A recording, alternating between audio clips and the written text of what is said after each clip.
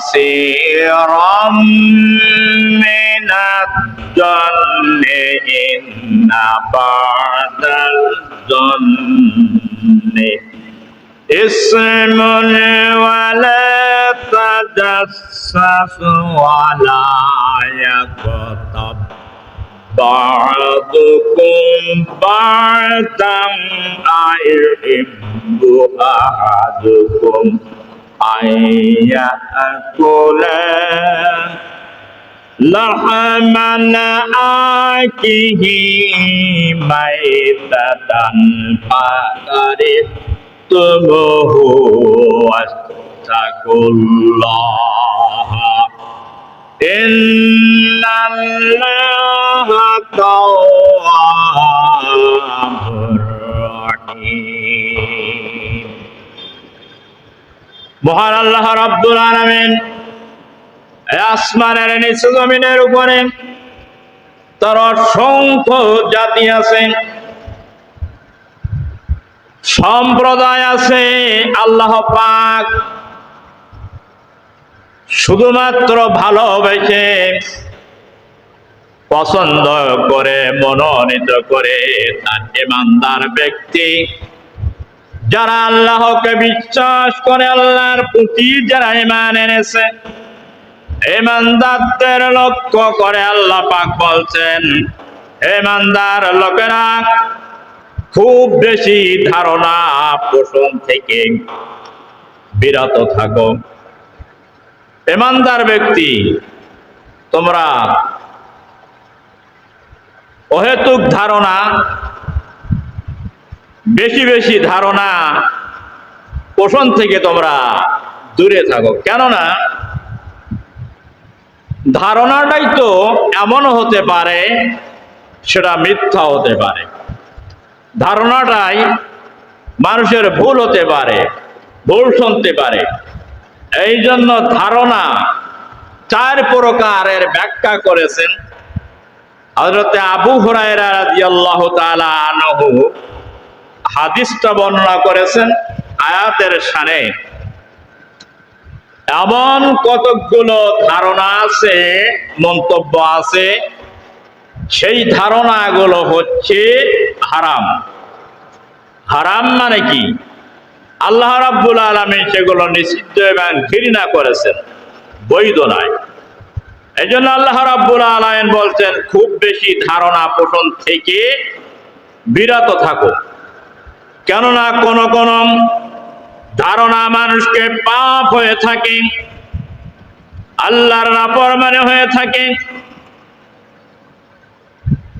আল্লাহ রাব্বুল আলামিনের সীমা লঙ্ঘন করে। তোমরা একে অপরের পাপ,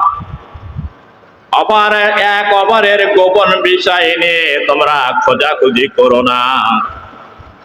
কারণ এক যদি অপরের গোপন বিষয় নিয়ে খোঁজাখুঁজি করো, তাহলে এটা আল্লাহর কাছে অত্যন্ত ঘৃণিত। সমাজের কিছু সংখ্যক মানুষ আছে,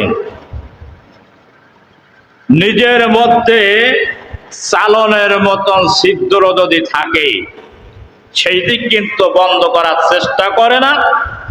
আরেকজনের একটা ছিদ্র আছে, সেইটাই বন্ধ করার জন্য ব্যস্ত থাকে।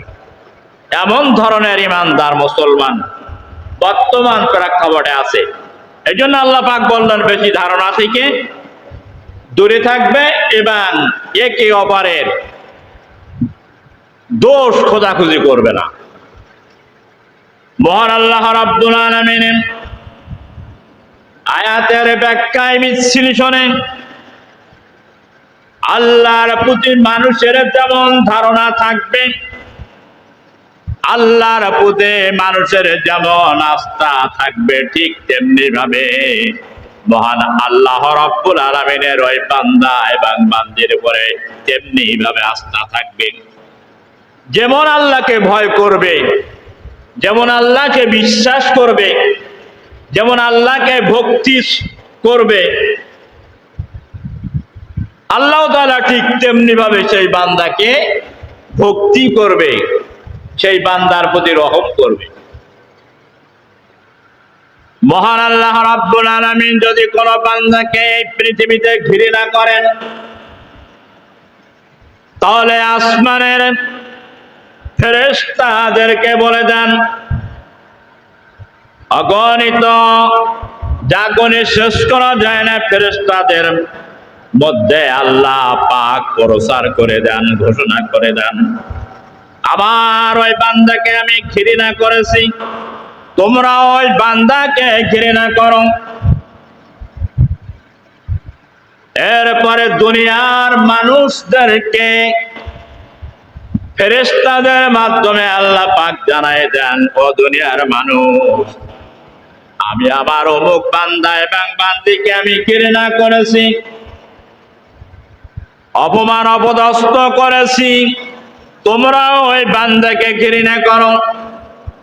এই জন্য সকলের ভালোবাসা, সকলের আন্তরিকতা সবার উপরে থাকে না। এমন মানুষ আছে সমাজ থেকে, তার দেখলে মানুষ থুতু ফেলায়। কি করে? মানুষ দেখলে মানুষ থুতু ফেলায়।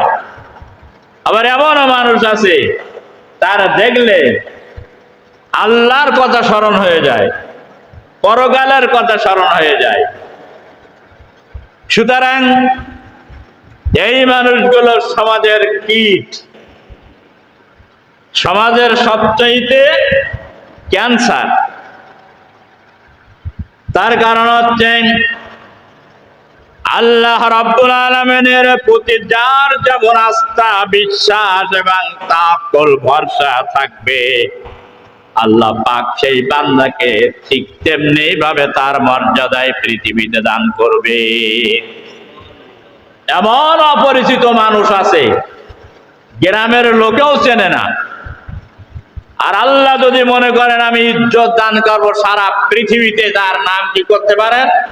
ভাইরাল করে দিতে পারেন, ফেমাস করে দিতে পারেন। সুবহানাল্লাহ বলেন না? সুতরাং এই জন্য আল্লাহ পাক বলছেন,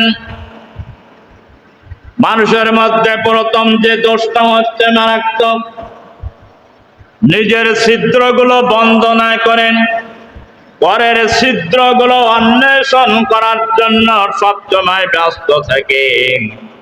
কিন্তু একটি কথা বুঝতে হবে, থুতু যদি উপরে ফেলি তাহলে কার গায়ে পড়বে?